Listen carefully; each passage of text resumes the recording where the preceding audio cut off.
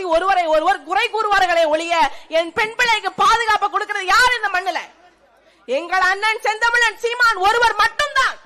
எங்க அண்ணன் சொல்றாரு பாருங்க, பெண் பிள்ளைகளுக்கு எதிரா ஒரு விரல் நின்றுச்சுன்னா அந்த விரலை சிதைக்கக்கூடிய சட்டத்தை நான் உருவாக்குவேங்கிறார்.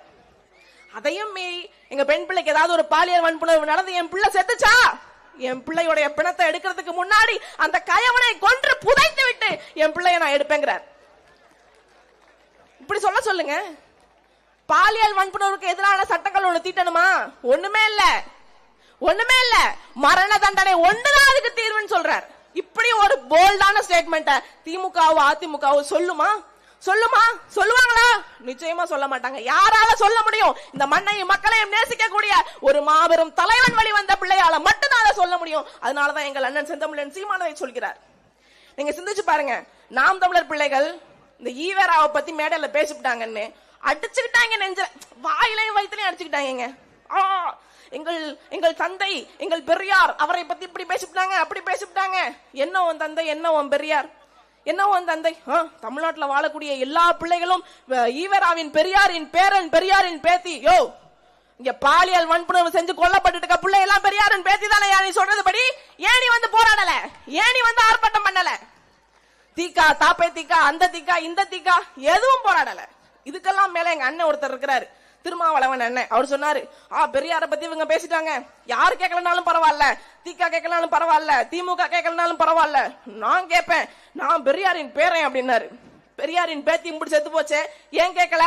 என் பிள்ளைகளுக்கு இன்னைக்கு இந்த மண்ணில பாதுகாப்பு இல்லையே, ஏன் நீங்க வாய் திறந்து பேசல? கூட்டணி லாபத்துக்காகவா? தமிழகத்துலங்க நீங்க பாருங்க, எதை கேட்டாலும் நாம் தமிழக வச்சு நீங்க எத்தனை நாளைக்கு இங்க தனியா நிக்க போறீங்க? ஒரு கூட்டணி வைங்க, சீக்கிரமா போய் உட்கார்ந்துடலாம் இல்லையா? யாரோட கூட்டணி வைக்க சொல்றீங்க? இந்த கூட்டணி கட்சிகள் படுற பாடம் நீங்க பாக்கலையா? அப்படியே கண்ணை மூடிக்கிட்டு, காதை மூடிக்கிட்டு, வாயை மூடிட்டு 3 குரங்கு உட்கார்ந்துருக்கமே, அந்த மாதிரி உட்கார்ந்துருக்கத ஒவ்வொரு குரங்கும் நீங்க பாக்கலையா? அப்படி உட்கார சொல்றீங்களா எங்களை? என்ன கூட்டணி? கொள்கை வேற, கூட்டணி வேறங்கிறாங்க. என்ன கூட்டணி நான் சொல்லவா? இது கொள்கை உள்ள கூட்டணி இல்ல, கொள்ளையடிக்க வந்த கூட்டணி. பாருங்க, அந்த காலத்துல மாக்காய்க்கா ஒரு பாட்டு பாடுச்சு, போதையில போகுது பார் விடிய விடிய பேரணி, பந்தல் வந்து சேரும் முன்னே மாறி போச்சு கூட்டணி, நம்பர் மட்டும் ஒத்து வந்தா நாயோடும் கூட்டணி, நம்பர் மட்டும் ஒத்து வந்தா நாயோடும் கூட்டணி, கொள்ளை கூட்டணி ஒவ்வொன்னுக்கும் என்ன பின்னணி? கொள்ளை அடிக்கிறது தான் பின்னணி, கொள்ளதான் கூட்டணி, கொள்ளையடிக்கதான் கூட்டணி வச்சிருக்காங்க. நீங்க சிந்திச்சு பாருங்க, இன்னைக்கு வந்து ஒரு பாக்கெட் சைஸ் புல்லுக்கட்டுன்னு ஒருத்தர் வந்திருக்கிறாரு. பாக்கெட் சைஸ் புல்லை அறிமுகம் செய்த கதாநாயகன் அவரு. அது வந்து பாக்கெட்ல இருந்து புல்லுக்கட்டை எடுத்து ஜல்லிக்கட்டு மாட்டு கொடுத்தா அது அந்த புல்லுக்கட்டை சாப்பிட்டுட்டு அமைதியா நின்றுமா. எவ்வளவு பெரிய கான்செப்ட் ஏங்க! ஒரு புல்லுக்கட்டு எத்த தண்டி இருக்கும்? ஒரு ஆட்டுக்கு வாங்குற புல்லுக்கட்டு இந்த இவ்வளவு பெருசு இருக்கும், ஒரு மாட்டுக்கு வாங்குற ஒரு சம 80 ரூபாய் இவ்வளவு பெருசு இருக்கும், நான்லாம் குதிரைக்கு வாங்குற ஒரு சம 120 ரூபா இருக்கும், இவ்வளவு பெருசு இருக்கும், 2 பேர் தூக்கிட்டு வரணும்.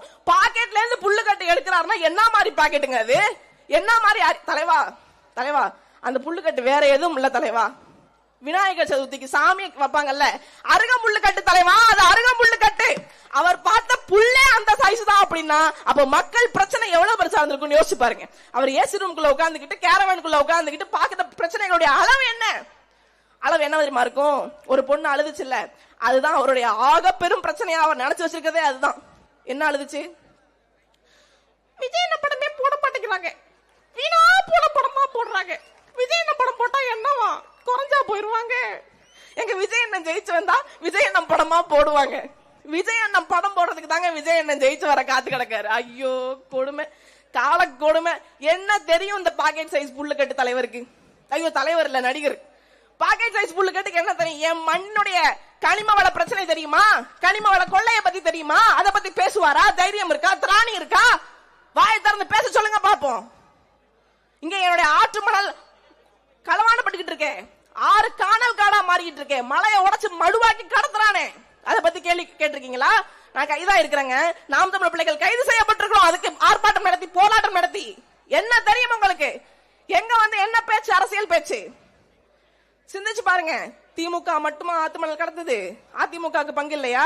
ஏங்க அந்த காலத்துல ஐயா KKSSR அவர் அதிமுக இருக்கும் போது அவர் மனைவியை அழைச்சிட்டு போய் பட்டார்னு ஜெயலலிதா அம்மா காலில் விழுந்துட்டாருங்க. விழுந்தே கடந்தாரு. சுத்தி பிரஸ் மீடியா எல்லாம் போட்டோ வீடியோ எடுக்குது. அதை பத்திலாம் அவருக்கு கவலைப்படல. பட்டார்னு விழுந்து அம்மா சரணம்னு விழுந்து விட்டாரு. அப்புறம் ரொம்ப நேரம் ஆச்சு, எந்திரிக்கவே இல்லை. அந்த அம்மாவா பார்த்து எந்திரி அப்படின்னு சொன்னதுக்கு அப்புறம் தான் எந்திரிச்சாரு. அப்ப மாக்காய்க்கு அவர் பாட்டு பாடிச்சு. போயஸ் தோட்டத்திலும் காலில் விழுந்தோம், பொது கூட்டத்திலும் காலில் விழுந்தோம், பொஞ்சாதியோட போய் காலில் விழுந்தோம், போட்டோ எடுத்தாலும் காலில் விழுந்தோம். அந்த ஆத்து மணலு குத்தகைய தாயே, அந்த ஆத்து மணலு குத்தகைய கொஞ்சம் பார்த்து ஒதுக்கி தந்திடம்மா தாயே உன்னடி சரணோன்னு ஆத்து மணல் குத்தகை கேட்டு காலில் போய் உளுந்து கிடந்தாருங்க. திமுக ஆத்து மணல் கொள்ள, அதிமுக ஆற்று மணல் கொள்ள. எங்களை கேக்குறீங்க வெக்கமே இல்லாம கூட்டணி வைக்கலாம்லம்மா, இவ்வளவு பாடுபடுறீங்க. யாரோட கூட்டணி வச்சு நான் ஆற்று மணல் கொள்ளைய தடுப்பேன்னு சொல்லுங்க.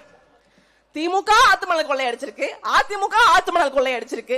என்னை பெற்றோர் பெரியோர் சிந்திச்சு இந்த இடத்துல இந்த மண்ணை மீட்கிறதுக்கு ஒரே ஆள் இருக்காங்க அப்படின்னா அண்ணன் செந்தமிழன் சீமான் அவர்கள் மட்டும்தான்.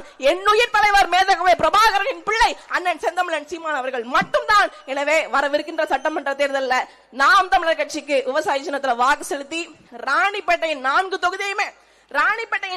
தொகுதியுமே நாம் தமிழர் கட்சி வசமாக்கி தருவது உங்கள் கடமை. என்னை பெற்றோர் பெரியோர்களே, வாய்ப்புக்கு நன்றி. நாம் தமிழர்.